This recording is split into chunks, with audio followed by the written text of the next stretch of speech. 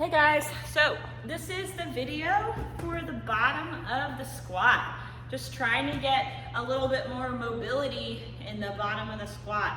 So what I'm talking about is if your squat, this can be front squat, back squat, overhead squat. Maybe your squat looks like this. Actually, like that. Maybe your front squat looks like this.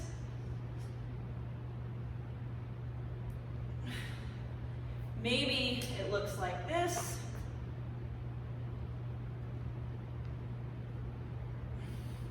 Like all of that is similar problems.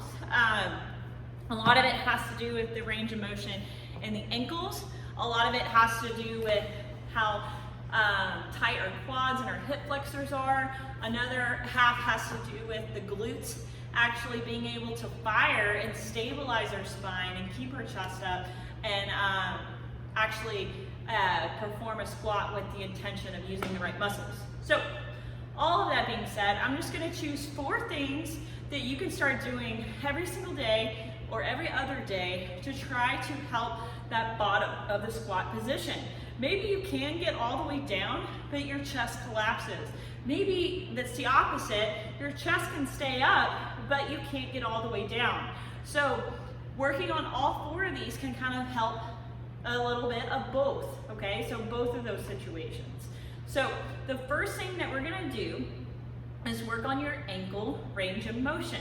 So when we do this, you have to be patient. It takes a while for the ankles to get more flexible. There's a lot of different things that you can do, but we're just gonna do the simple stretch that we do all the time in the class. So instead of having the band to help distract, if you have a band, then by all means use it. If you don't have a band, it's certainly okay. So what you're gonna do, on the ground, if you wanna get some pillows on your back knee, you certainly can. I'm gonna face coach so we won't move. You're just gonna choose a leg, get one hand on each side of the knee. The important thing is, like I say all the time, is to keep the heel down. So we're gonna keep the heel down and we're just gonna reach our arms out and let our body weight kind of help push this knee forward. So the challenge is to actually do this consistently and to hold it for a good amount of time. So we're gonna hold it for 30 seconds and then breathing and holding. After 30 seconds, you're gonna rock back. You're gonna put the same side of leg and hand on top of the knee, and then you're going to use your hand to push the knee forward. As you do this, try to push the knee out and kind of over the pinky toe out to the side. You don't ever really want to push the knee in under a lot of load, so pushing out is certainly fine. We're going to do about 5 pumps.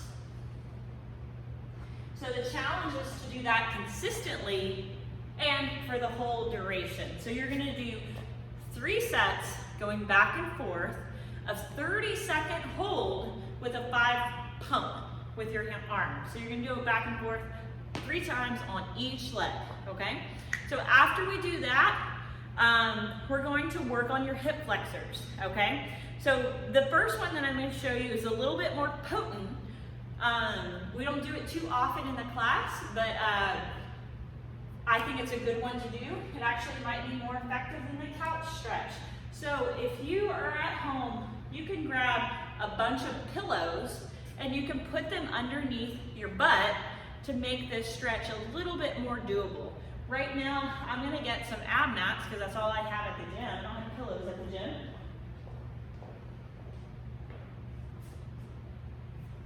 And I'm gonna show you what you can do to make this to where it's not extremely painful, but you're getting a good stretch. So we're aiming for the stretch to be on your ankle or in the quad itself. The stretch should not be felt in your kneecap, okay? If you constantly feel this stretch in your kneecap, then we need to do the couch stretch instead of this stretch. So what you're gonna do is, it's called a half saddle. You're gonna get 1 foot in front, and then you're gonna get the opposite leg. I'm gonna scoot back to us a little bit. The opposite leg is gonna go behind. So in this position, my back ankle is flat, okay? So it's straight right here, which is why you'll feel like a little bit of an ankle stretch when you do this. So just in this position, you're gonna feel your quad feel a little tight, maybe even around the kneecap. Again, it shouldn't be pain in the knee. It can be like in the quad above it, or in the ankle below it. So if this feels completely fine, you're gonna kind of just rock back. And I like to do this at home against my couch, so you can get your shoulders on the edge of your couch and just kind of put your head back. If you want to have a little bit more mobility, you can go onto your elbows. And if you're super flexible, you can get your shoulders on the ground. So in this position, I feel it a whole lot more now. I'm going to hold this for 30 seconds, taking some deep breaths. And then I'm going to come up, and I'm just simply going to switch sides. So if my foot and my ankle kind of looks like this, when I put it back, this could be really tight, the quad could be really tight, so could the ankle. So in that case, like I said, get pillows, get whatever you got, pillows work great, and you're just gonna elevate your hips, because if you elevate your hips, it's gonna give you a little bit more room to have that ankle flat like I have on the other side, and my knee out in front of me. So we don't want our knee out to the side, we want it out in front. And this is gonna allow me, if it's not enough, then by all means, stack up 2 pillows. Stack up your hips as high as you need to be able to get this flat, okay? So now that I'm there, I can lay back, and I can take some deep breaths. This quad is always really tight on this side, so I feel this a whole lot more, even with my hips elevated. So again, you can lay against your couch. If you feel like you can get your elbows down, then do so. Right now I don't, so I'm just gonna hang out here. I'm just gonna take some deep breaths. I'm gonna hold it for 30 seconds. And then I'm just gonna switch sides. So when you do this half saddle stretch, you're gonna do it 30 seconds per side. You're gonna do it 3 times. If this hurts your knee, then you're gonna just go to the couch stretch. Do the couch stretch against the couch. So if this bench is the edge of my couch, and I'm sitting on my couch, what I'm gonna do is I'm gonna stack up pillows on the ground right in front of the couch. And then I'm going to get my knee down on the pillow, and then just like the half saddle stretch, I'm gonna make sure that my ankle is flat.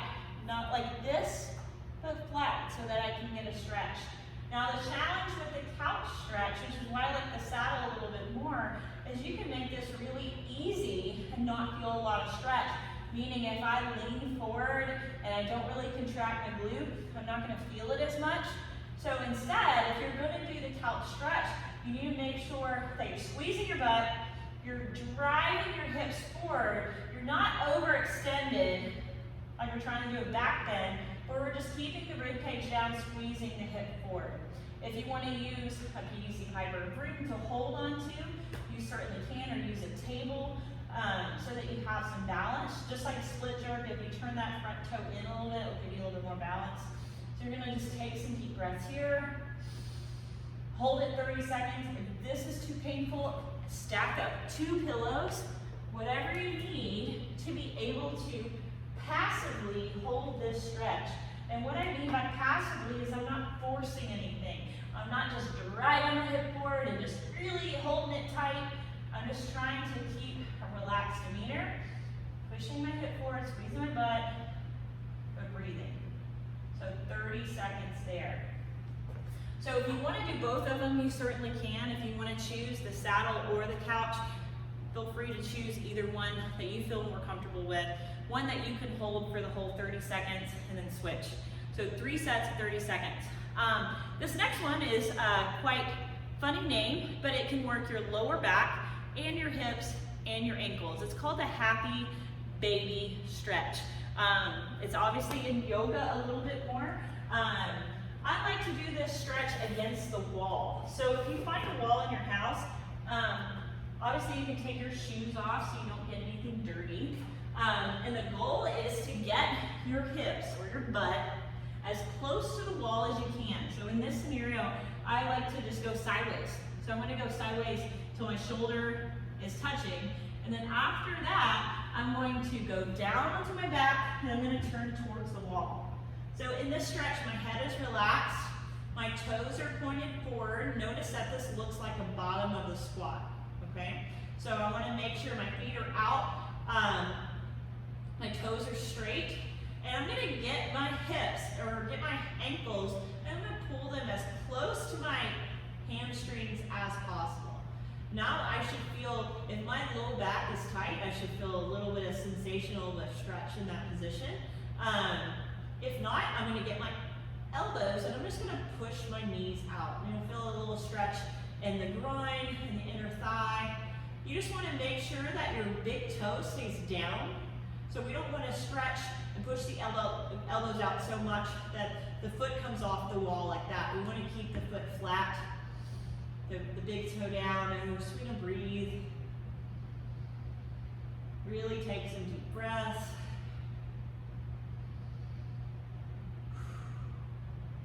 All right, so we can do that against the wall, maybe for 1 to 2 minutes at a time, just really taking some deep breaths.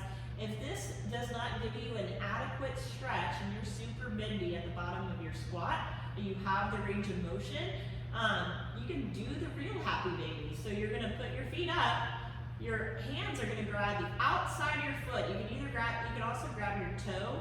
I like grabbing the outside of my foot. So in this position, I'm gonna push my knees down, and I'm gonna get a little bit more stretch for me in that low back.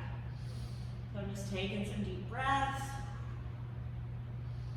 holding it. If that gets too much, your arms get tired, you can go right back on the wall and drive the knees out some more. So happy baby stretch, you're gonna do that from 1 to 2 minutes at a time. Really trying to just find your zen moment to hold that position and just try to get a little bit of passive stretching going on. So the last thing that you're gonna do, and I'm gonna let you choose which one you like better. Like I said, the bottom of the squat, if your chest collapses, like it could be your hip flexors are really tight. It could be that your glutes aren't turning on, which is super common. A lot of times we have an uneven amount of strength in one glute versus the other. I know that I certainly do. So what works is basically strengthening your butt, which is one of the big reasons why we do a lot of glute bridges now. But if we isolate if we isolate our sides, we can actually get a little bit more activation. So there's 2 things that you can choose from. Obviously you can do both. The first I'm going to show you is what we do quite often. We probably will do a lot now that we're home. We don't have as much equipment. Are the skater plyos. So when we do the skater plyos for a strengthening session, not for necessarily a heart rate aerobic session, we're going to take this a lot slower. Okay, so it's kind of like it's also called a curtsy lunge. So you're going to step, and then you're going to stick your hips back. The back knee needs to bend. Okay, that's super important. So I'm going to reach my hips back like I'm doing a deadlift, and I'm going to reach the inside. So when I do that, I'm going to primarily just push through this front leg, squeeze my glute again, and then I'm going to step. So instead of hopping, you're going to step. So we're going to take it slower. So now I'm going to do curtsy lunge or skater plyo back, and I'm going to drop down, pushing my hips back. Now when I come up, I'm not going to push through this back toe. I'm going to push through this front leg. I'm going to squeeze my glute, my glute, and then I'm going to alternate. Go slow, stick your hips back, squeeze your butt. As if I don't tell you that enough. So when you do the skater plyos, again, you're doing them slow, looking for that activation in your glute. 20 reps per side for 3 sets. The other thing I think you can do is called a clamshell. You can do both, or you can do alternating. So when you do a clamshell, you're going to be on the ground, on your side.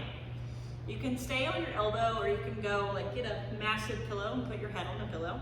Just don't fall asleep. So when you do a clamshell, your knees are together and your feet are together, okay? So what I'm gonna do is I'm just gonna open up this top leg. So when I open up, I'm not moving my torso and not moving my hips. I'm just moving my legs. So my feet stay together and I come up, as far as I can. You should feel that tightness or that sensation in your butt, and then you're gonna come back down. You can also do this lying all the way down, like I said, on pillows. So now I'm gonna go all the way up, feels tight, and then I'm gonna go back down. So keeping the feet together, you wanna make sure that your knees are bending and that your legs aren't straight, but your knees are bending, your feet stay together, and you're not opening up, and I'm not turning this hip. I go as far as I can with my own range of motion, and I'm gonna squeeze. In my opinion, yes, those are a little bit more awkward, but they're gonna get a little bit more isolation in your glute than the slow skater plyos, but it is whatever you feel comfortable with. So you're gonna go down, feet are together, I'm gonna raise. This side has a lot more range of motion, and back down. So you're gonna do 3 sets of 20 per side, okay? So do 20, switch sides, do 20, switch sides, go back and forth. All of this should take about 10 minutes, maybe longer if you do both things, but it could be ways of helping your squat, helping you stay upright, helping you turn your glutes on, and then maybe getting a little bit lower. That happy baby could help you get a little bit lower in your squat as well. So do all 4 things. Let me know if you have questions or irritations while you do this, and I'll be happy to help. So just going over it again, we have the ankle range of motion. We have the half saddle or the couch stretch. We have the happy baby against the wall. And then we have the clamshells or the skater plyos. Let me know if you have questions.